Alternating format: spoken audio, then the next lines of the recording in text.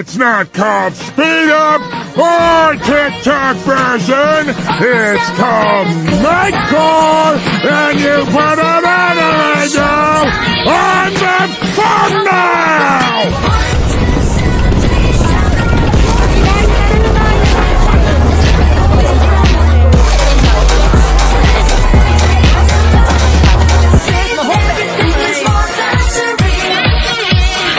Hi, I'm Camilla. I live in Seattle, where it's mostly rainy and gloomy outside, but it's even worse inside my house. You see, I have the world's grumpiest parents. Please like and subscribe. Dad is a church pastor and Mom is a school principal, and those two just don't feel anything except being annoyed. When I crawled for the first time, when I started walking, when I said my first words, I didn't even get a smile out of them. When I was 4, I stole Mom's makeup one day and had the best time putting it on my face. Then I ran down to my parents. Mommy, Daddy, don't I look really pretty? Like the prettiest girl in the world? Dad dropped his tea all over himself. Good Lord, what a vain child you are. Vanity is a sin. All that matters is being a good person, not what you look like. But God made me pretty, right? So shouldn't I be happy about that? Just take that makeup off, you clown. Gosh, these guys just couldn't see me happy.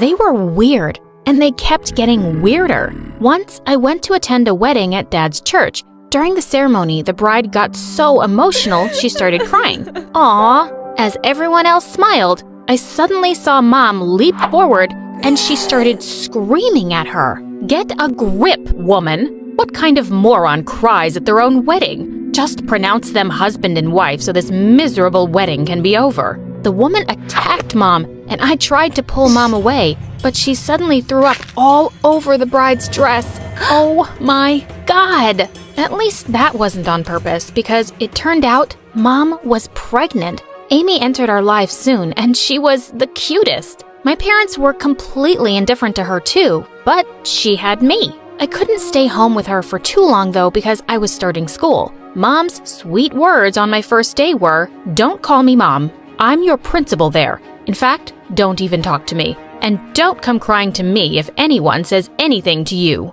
The minute we entered the school hallway, girls were running to their classrooms like frightened bunnies. Mom just looked at a teacher who suddenly dropped all her things and then burst into tears.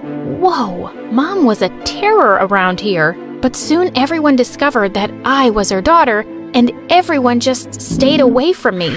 This one girl, Haley though, was bent on making me miserable. She totally lost it when I got A's in every test and started spreading lies about me. We all know why you have good grades, and it's not because you're smart. Your mommy just tells the teachers to give you A's. Yeah, right, witch. If only she knew my mom. But everyone seemed to believe her. I'd find cheater written all over my locker, or mommy's little pet scribbled over my notebooks. And I had 0 friends. Once, when I won a national science quiz competition and brought the trophy to school, Haley snatched it from me. Once a cheater, always a cheater. Stop acting like you won this yourself. Are you crazy? Do you think my mom was hiding under the table at the competition and telling me the answers? I don't know how cheaters work. I just know you're a mama's girl, and she'd do anything to make you win. And with that, she threw my trophy out the classroom window. I felt so mad I threw my lunchbox at her, and it accidentally hit her straight on the nose. And Mom suspended only me for 2 weeks. But Mom, she's always bullying me, and she started it. I don't care. If I don't punish you, everyone will say it's because you're my daughter. Just learn to behave better and don't be a nuisance. Gosh, was it too much to expect that your own mom would stand up for you? Life at school wasn't great, but at least I had Amy to always cheer me up. As she grew older, I started noticing that she hated anything girly. She'd scream if I tried putting cute clips in her hair, and she literally barfed at anything pink. One day, I found her burying her dolls in the backyard. A day before she was starting school, she came downstairs and we stared at her in shock. She'd chopped off all her pretty hair. I thought she looked adorable once she got a proper haircut, but Dad was super mad. A girl shouldn't look like a boy. It's unnatural and sinful. Dad was crazy. On Amy's first day at school, I couldn't find her anywhere during recess. I looked for her everywhere and finally found her crying in the janitor's closet. OMG, what happened, Amy? Sobbing, she told me that she went to the girls' bathroom and some older girls mocked her and wouldn't let her use it. I had to go to the boys' bathroom and they called me a freak too. I'm just gonna stay here forever. I marched furiously to Mom's office. Mom, some kids bullied Amy today, and you have to do something about it. You know where I found her? Crying in the janitor's closet. Yeah, I know. She came to me earlier and I told her if she was going to be a crybaby, she'd better be one in the janitor's closet. Now go away, I'm busy. Wow, Mom was the worst. The next day, Amy and I were having lunch outside when suddenly she looked terrified. I looked up to see Haley and her gang. OMG, I had no idea this was your sister. Or is it your brother? What? You guys bullied Amy? Oh, at least she has a girl's name. I leapt forward and knocked her to the ground. She screamed as I rubbed dirt onto her face.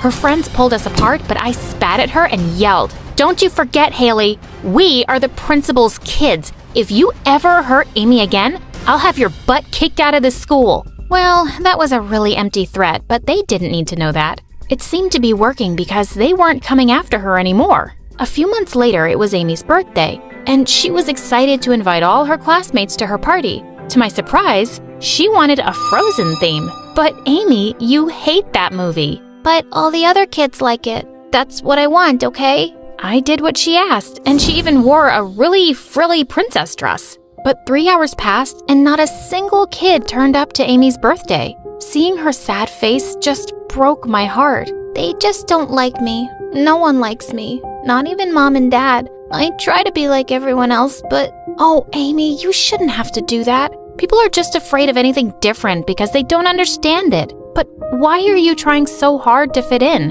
when you're born to stand out? You're amazing, just the way you are. After that, I could see Amy's confidence growing slowly. When she was in the 2nd grade, she told me that she'd signed up for the football club. I totally encouraged her and even went with her on her first day of tryouts. When we got there, we only saw boys on the field, and one of Haley's friends was the team captain. Don't even bother. The answer is no. We only have boys in the football club. And yeah, I know your sister looks like a boy, but she'll play like a lame girl, and we don't want that. What are you talking about? There are loads of female football players in the world who are just as good as boys. And you haven't even tried her out. But he just kept being a jerk, so Amy and I angrily stormed off. We talked to Mom about it, and the next day she put up a notice on the bulletin board.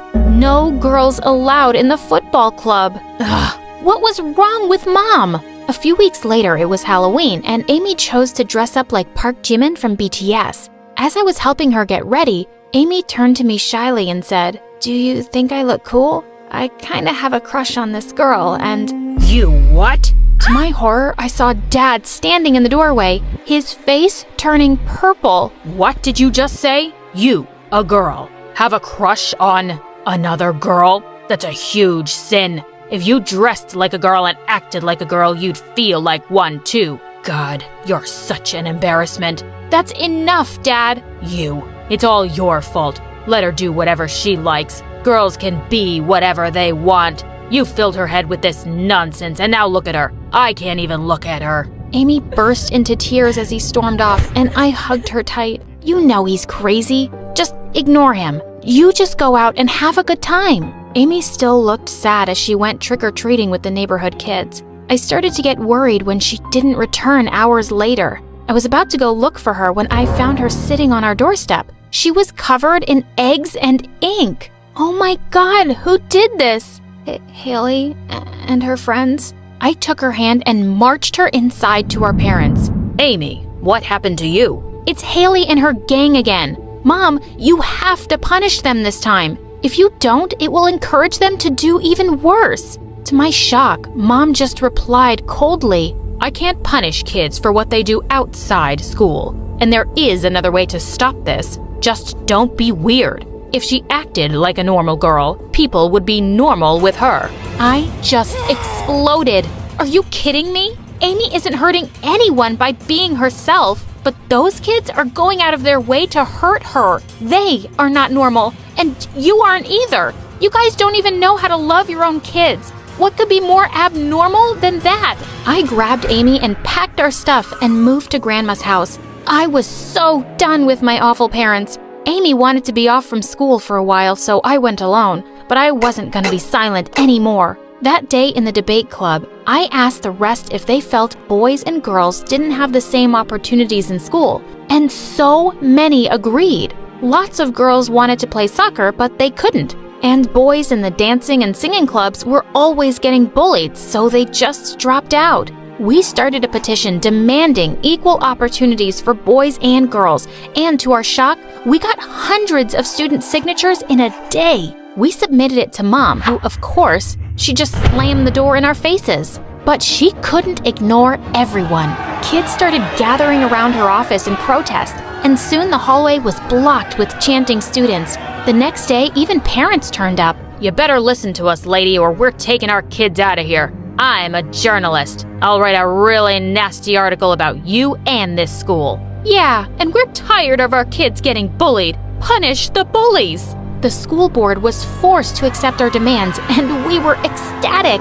Since so many people complained about Haley and her gang being bullies, they were punished and made to clean the school after hours for 3 months. And Mom was fired from the school. Months later, Grandma called us down one day, and we were shocked to see Dad with a puppy. I bought a gift for you guys, and I just wanted to say I'm really sorry. Amy, I had no idea you were getting bullied at school, but I feel even worse that you were getting bullied at home too, by me. I love you, and I support your choices. And Camilla, you're an amazing daughter and sister. I love how hard you protect Amy, and you've been a better parent to her than your mom and me. Please, please forgive me. It felt good to hear those words of appreciation from my dad, but I was still mad. I'm glad you finally realized that, Dad, but maybe it's just better if you leave us alone. Dad started to cry and kept asking us to forgive him, and he seemed so sincere that we finally did. As the 3 of us hugged, he asked us to come back home. Don't worry about your mom, I promise. She won't bother you. Well, we did go back home, and Mom just avoided talking to us and stayed in her limits, but she left us months later because she couldn't stand living with abnormal daughters. Such a stupid witch. We're happier without her.